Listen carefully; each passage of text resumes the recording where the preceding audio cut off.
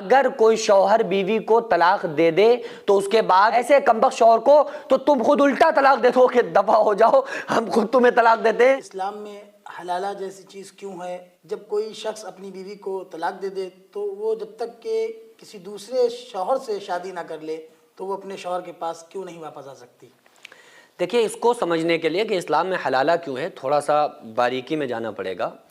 اور یہ حلالہ جیسی چیز اسلام میں تو ہے ہی نہیں، حلالے کا کوئی کانسیپٹ اسلام میں نہیں ہے۔ پہلی تو یہ بات میں کلیئر کرنا چاہوں گا کہ یہ آج کل حلالے کے نام پہ حرامہ ہو رہا ہے اور لوگ حرامہ کروا رہے ہیں۔ دیکھو، اسلام میں یہ جو طلاق کا مسئلہ تھا، اگر بندہ اس کو سمجھ لے تو اس کے لیے سارے جو ڈاؤٹس ہوں گے وہ انشاءاللہ کلیئر ہو جائیں گے۔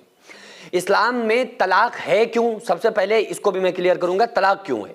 دیکھو، اگر اسلام میں طلاق نہ ہوتی، اور آپ ایک لمحے کے لیے سوچئے کہ اسلام میں طلاق نہیں ہے، ڈیورس کا کوئی آپشن نہیں ہے، اور ایسا نکاح ہو گیا جہاں پٹری نہیں کھا رہی ہے، اب ان کے پاس الگ ہونے کا آپشن کیا ہے؟ کوئی آپشن نہیں۔ تو اس کے لیے وہ کیا کرتے کہ ایک دوسرے کو قتل کرتے، ایک دوسرے سے بچنے کے لیے، چونکہ چھوٹنے کا، الگ ہونے کے پاس کوئی آپشن نہیں ہے، تو وہ یا بیوی شوہر کو زہر دے کے مارتی، یا شوہر بیوی کو جلاتا یا مار دیتا، یہی ان کے پاس آپشن تھے۔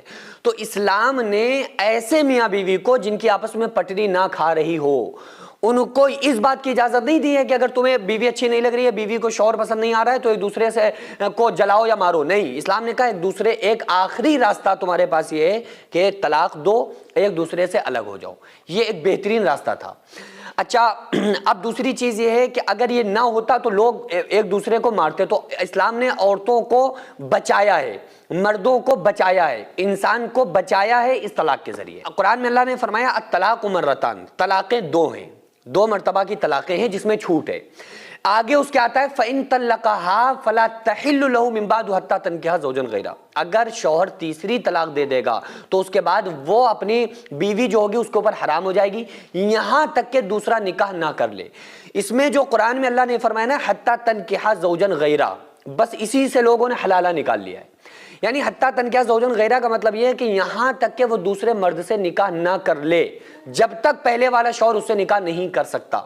اب اسلام نے کہا تھا کہ دیکھو، جب تم نے طلاق دے دی تو اب تمہارا مسئلہ ختم، اب تم اپنے جو چاہو کرو، وہ اپنی زندگی جیے، وہ تم اپنی زندگی جیو۔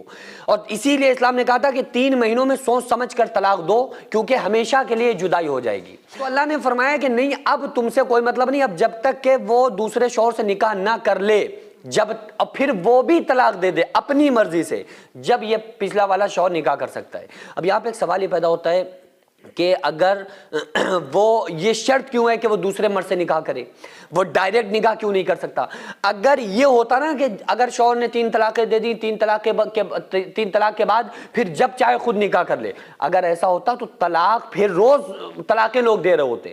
ذرا سا غصہ ہوا آدمی فوراً اس نے 3 طلاقیں دے دی کہ جاؤ اپنے گھر بیٹھو، پھر شام کو جا کے پھر نکاح کر کے لے آیا۔ تو عورتوں کی عصمت ختم ہو جاتی نا کہ بس جب چاہا ان کو گھر میں رکھا، جب چاہا گالی گلوچ سنا کے اور طلاق دے کے گھر سے باہر نکال دیا، پھر شام کو پہنچ گیا، پھر اٹھا لایا، تو عورتوں کی عصمت کہاں باقی رہتی؟ تو اللہ تعالیٰ نے عورتوں کی عصمت کے لیے کہا کہ ایسا، اچھا وہ عورتیں جو رو رہی ہوتی نا ایسے کمینے شوہر کے لیے، جو شوہر غصہ آیا 3 طلاقیں ایک بار میں دے دی، ایسے کمینے شوہر کے لیے جو عورتیں روتی ہیں، میں ان سے کہتا ہوں کہ تمہیں تو ویسے ہی اس کو تھوک کے چھوڑ دینا چاہیے، تم اس کے لیے رو کیوں رہی ہو؟ جس نے تمہارے کپڑے دھونے سے لے کر کھانا بنانے سے لے کر تمہاری دماغداری سے لے کے تمہاری بچوں کی خدمت سے لے کے ایک چیز کو بھی جس نے ملحوظ نہیں رکھا اور تمہیں فوراً ایک سانس میں طلاقیں دے دی، ایسے کمبخت شوہر کو تو تم خود الٹا طلاق دے دو کہ دفع ہو جاؤ، ہم خود تمہیں طلاق دیتے ہیں، کوئی ضرورت نہیں ہے تمہیں ہماری زندگی میں رہنے کی۔